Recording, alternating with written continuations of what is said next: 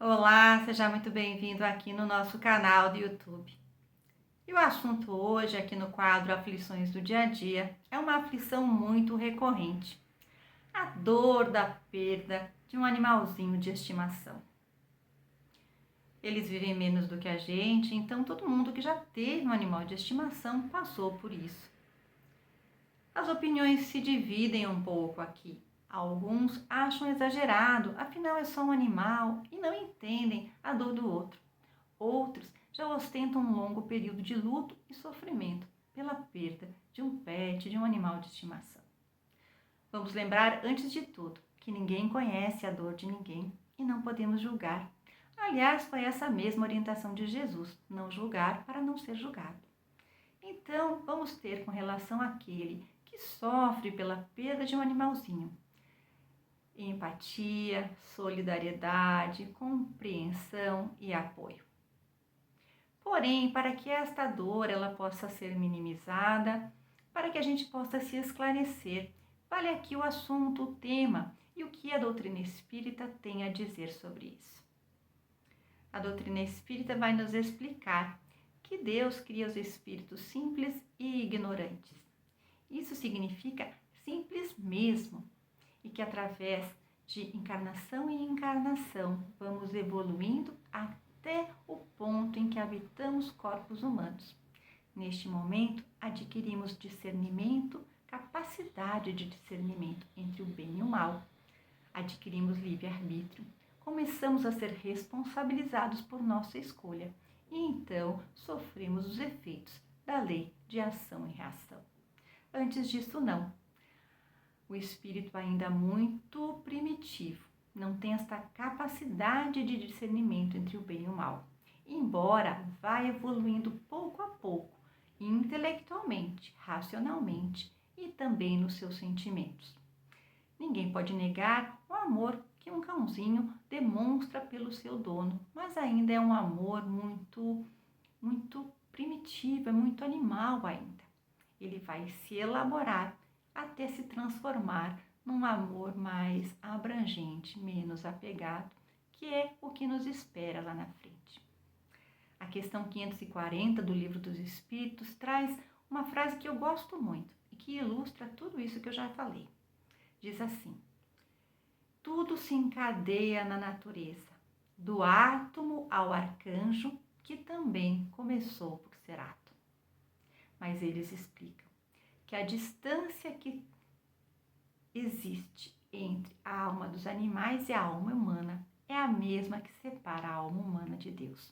Portanto, este processo é muito longo e nós temos que pensar numa eternidade e não neste breve tempo de vida que nós vivemos. Aí você pergunta: quer dizer, Águida, que eu já fui um animal? E dos bem pequenos. Começamos habitando corpos muito simples, às vezes unicelulares, e vamos de pouquinho em pouquinho habitando corpos cada vez mais complexos, de acordo com a complexidade que vamos adquirindo. Pois quem pensa é o espírito. E aí a gente vai se elaborando, se individualizando, ganhando consciência, ganhando sentimentos, ganhando ainda uma capacidade de interagir. Inicialmente, nesta fase de animalidade, o que predomina são os instintos. Aos poucos, o instinto vai também se somar aos sentimentos. Um sentimento ainda muito grosseiro, mas já um sentimento, que é o amor que a gente vê, que o animal expressa pelo seu dono, às vezes por outro animalzinho. Mais na frente, sim, quando ele passa a habitar um corpo humano, ele já tem um nível de sentimento mais elaborado. Esta transição do reino animal para o hominal não acontece no planeta Terra, acontecerá num planeta mais primitivo. Em algum momento, voltamos então ao planeta Terra para continuar esta evolução. E neste caso, seremos sim cobrados pelas nossas escolhas. Esta forma de pensar é um pouco assustadora num primeiro momento, mas a gente vê a lógica e o bom senso desta forma de encarar. Porque Deus, que é suprema bondade e suprema justiça, criaria um ser com capacidade de evoluir até o máximo, até a condição de angelitude. E outro simplesmente para permanecer a eternidade na ignorância? Será que ele criaria um animal apenas para enfeitar o mundo para nós? Isso não quereria dizer uma forma parcial e injusta? Para alguns o progresso, para outros é vetado o progresso? Então, se Deus é soberanamente bom e justo, Ele faculta o progresso a todas as criaturas. Essa ideia é muito consoladora para aqueles que sofrem pela perda dos seus entes queridos. E sabemos então que eles reencarnam e que muitas vezes reencarnarão próximos de nós. Tem uma frase bonita neste livro aqui, chama O Evangelho dos Animais. Ele foi psicografado pela Sandra Calado, que é do Centro Espírita Se Ama, um centro espírita aqui de São Paulo, na Zona Norte, que se dedica exclusivamente à espiritualidade dos animais. E aqui traz uma frase linda que diz assim: Deus não nos ensinaria a amar para depois nos separar indefinidamente daqueles que amamos. Então, fatalmente, da mesma forma que aqueles parentes que foram para o plano espiritual, eventualmente nós vamos nos reaproximar, também os animais que partem para o plano espiritual irão se reaproximar de nós em algum momento. E no caso dos animais, contam os espíritos que não demora muito não. Quando eles partem para o plano espiritual, eles lá são cuidados por espíritos encarregados disso, zoófilos, espíritos que gostam de cuidar dos animais e rapidamente programam o retorno dos animais à vida carnal.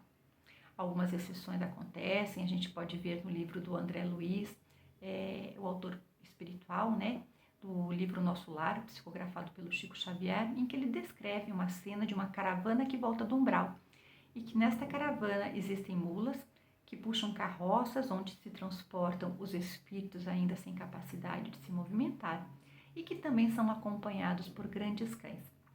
Então, se tem uma função, o animal pode permanecer um tempo no plano espiritual, mas em geral, como regra, volta rapidamente à vida carnal. O Chico Xavier, que gostava muito de animais de estimação, sempre teve em volta dele cães e gatos. Tem algumas histórias muito bonitas que ilustram tudo isso que eu falo.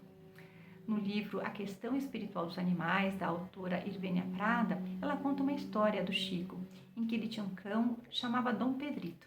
Dom Pedrito, certo dia, escapou, foi para a rua e foi atropelado e desencarnou rapidamente. Passado um tempo, o Chico ficou muito triste, mas a vida seguiu. E ele estava andando pela rua, um cachorrinho começou a segui-lo, ele não deu bola.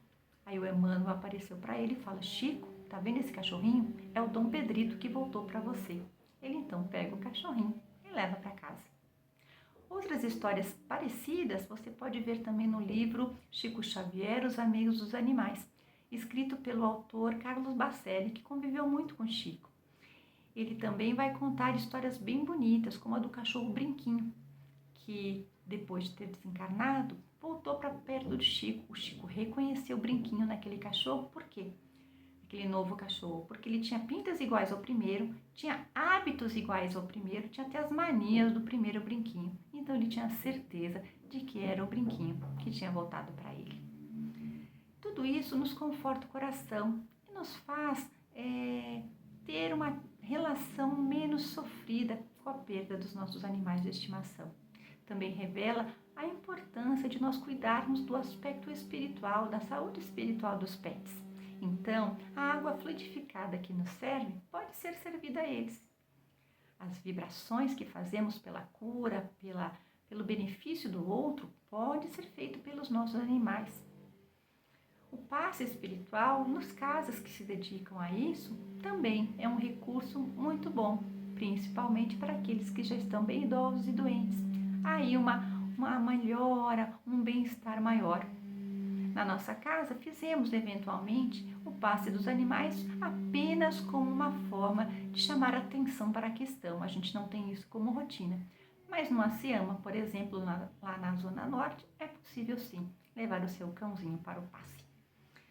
Fica aqui então esta mensagem sobre a alma dos animais. Eu espero que se você está tristinho, você se console com com essas informações que a doutrina espírita nos traz. E até um próximo vídeo, se Deus quiser. Tchau, tchau!